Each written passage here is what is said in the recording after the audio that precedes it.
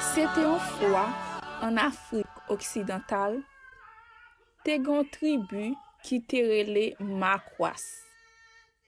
Là-dedans, te gon ti pitit qui te ka maîtriser 4 éléments yo.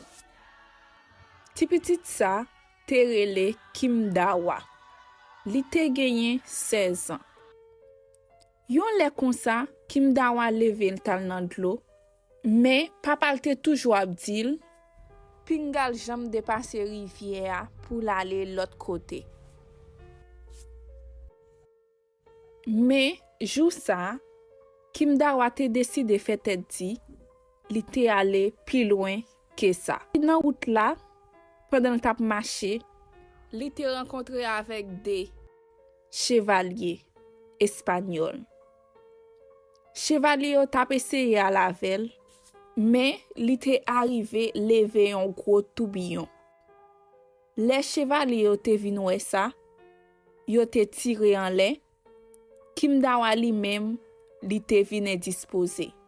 Parce que c'était première fois li te tande yon bribal.